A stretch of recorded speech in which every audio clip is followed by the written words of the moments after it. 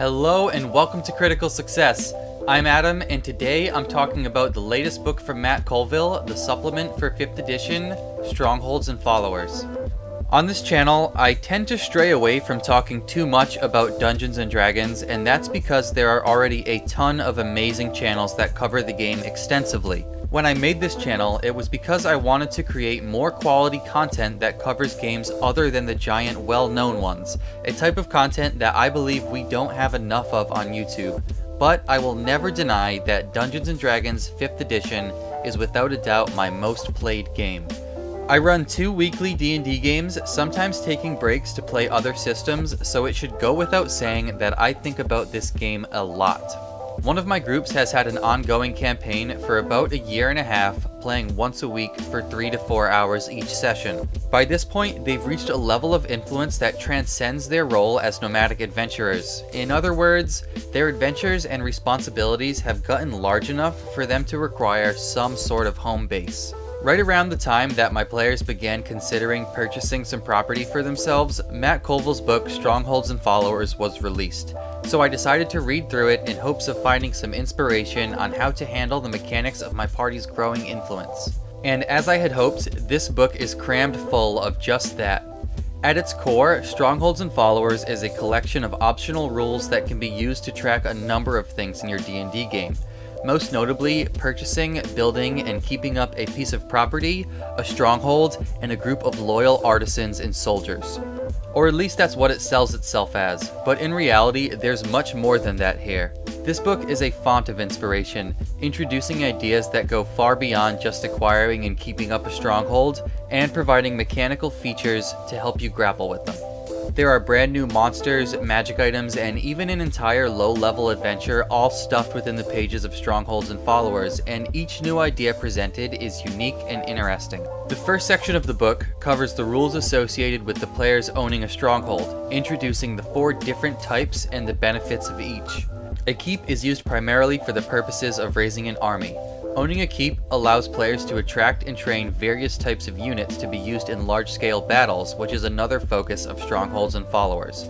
Rules for such battles are provided later in the book. A keep does not need to be a traditional fortress, however. Some examples given of unique keeps are barbarian camps and even pirate ships, which are similarly used to train and house a crew of fighters. A tower acts as a laboratory for arcane casters, providing a space for them to conduct experiments involving magic. A player who owns a tower can spend time in their tower researching and altering the effects of spells. These modifications create effects including everything from pushing the spell's target away from you to forcing them to betray their allies, making an attack against one ally closest to them. Spells that have been modified are given a higher level and can only be cast a few times before time spent resting at your tower.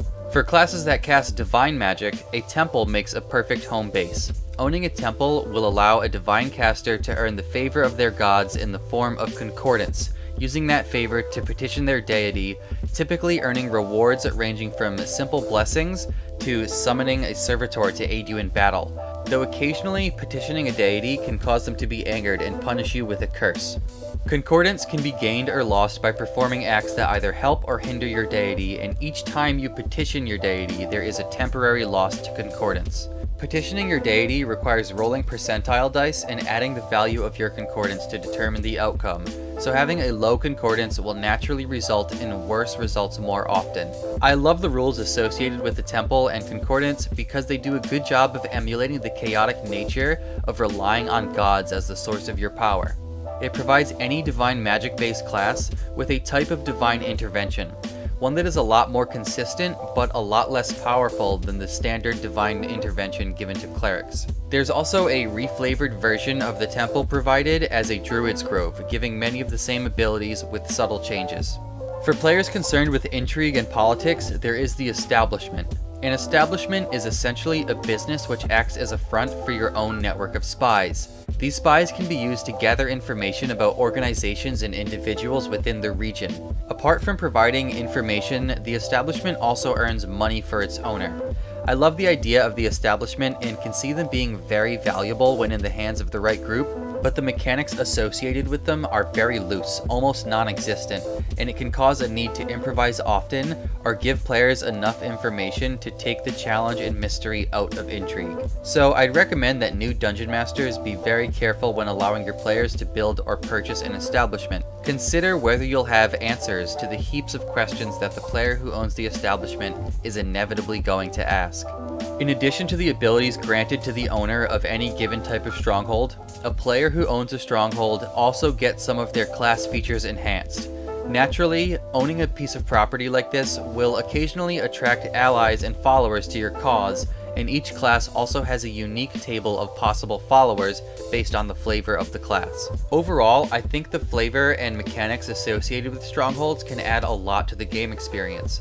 Being able to acquire a base of operations and attract followers can make your players feel like the actions of their characters have a significant impact on their surroundings, immersing them further into the game world. The second section of the book covers individual followers, particularly retainers and artisans. Retainers are followers who adventure alongside the party when requested and defend the demesnes of the stronghold. Retainers are simplified characters which have rules for combat designed to be easily manageable for dungeon masters. Rather than hit points, retainers are given a number of health levels equal to their overall level. These health levels can be depleted when they're hit by attacks, removing the need for the dungeon master to track hit points for retainers. They're also given simplified abilities based on the classes which they emulate. These rules are extremely helpful and great for use not only for retainers, but for virtually any NPC that joins the party during combat.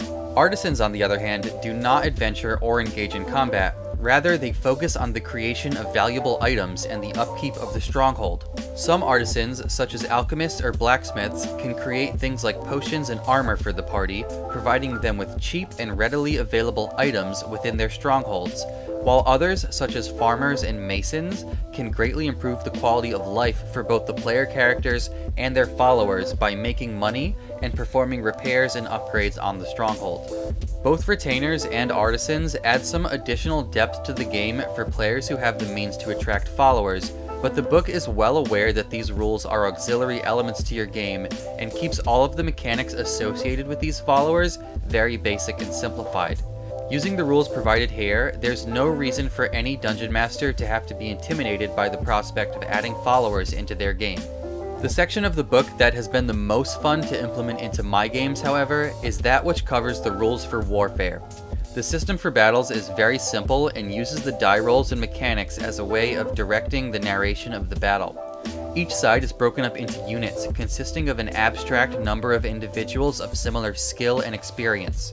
Units are given simplified stats and can attack other units, causing their size to decrease through casualties and loss of morale. In this system, the large battle between units is assumed to be happening simultaneously to a smaller, more zoomed-in fight happening with the characters. The two combats are run in alternating rounds, giving the feeling of a large battle playing out around the party while they fight. When creating a system like this, it's very easy to go overboard, making something that takes away from the core of the game. This is, after all, a role-playing game and not a war game. Large-scale combat isn't and shouldn't be the major concern of the system or the players, and Strongholds and Followers is well aware of that. The system introduced here is one that can be opted out of by any or all of your players and won't ever get in the way for players who would rather just play their individual character.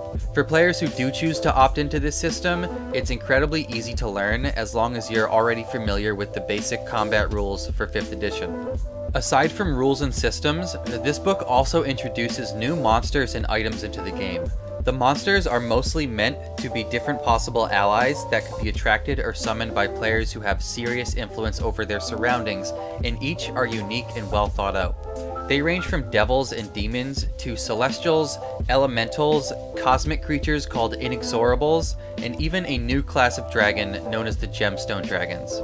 Unlike chromatic or metallic dragons, the gemstone dragons adhere to a neutral alignment and can wield psionic powers. The magic items consist of a few installations that can be added to a player's stronghold and a number of great and powerful tomes known as codices. Each codex provides any character that wields it with immense power, and it is said that no one has ever had more than one of these codices in their possession. These are the types of items that should only be introduced into the game by experienced dungeon masters who know how to deal with a group of seriously strong characters. In my opinion, adding these monsters and items to the book brings it to life, making it feel like more than just a collection of optional rules. It's great that having a stronghold can attract followers and allies for the party, but introducing new and powerful creatures which are based around the idea of being summoned as allies adds an extra layer of flavor. As a method of introducing all of these ideas in an easily digestible way, Strongholds and Followers also contains a short adventure which leads a party through the acquisition of a stronghold of their own. The adventure, called The Siege of Castle Rend, starts in a small town just outside a forest occupied by a group of orcs. In order to spoil as little as possible, I won't say much about the adventure, but I can say that for players who are interested in having a stronghold of their own, this provides a convenient opportunity for them to acquire one with relatively little hassle. Even if you choose not to use this adventure exactly as it's presented, it at the very least provides a good framework for presenting your players with opportunities to start a stronghold of their own. Overall, I found Strongholds and Followers both enjoyable to read and helpful within the context of my games. If you're a dungeon master and interested in implementing any of the ideas presented here into your game, I recommend that you give this a read, even if you opt out of the systems provided and take only the inspiration given throughout. The information is provided in such a way that it feels convenient to take small bits and rules that benefit you and drop them into your game as needed without having to commit to using everything in the book. And that makes it a much more reasonable and realistic toolset for dungeon masters of all experience levels. Well, that's going to be it for today. I hope that this video helped to explain a little bit about what you can find inside of Strongholds and Followers and if it will be a good addition to your game. If you did enjoy the video, please leave a like, subscribe to the channel, and let me know in the comments what other topics you'd like me to talk about. Thank you so much for watching. Now go play.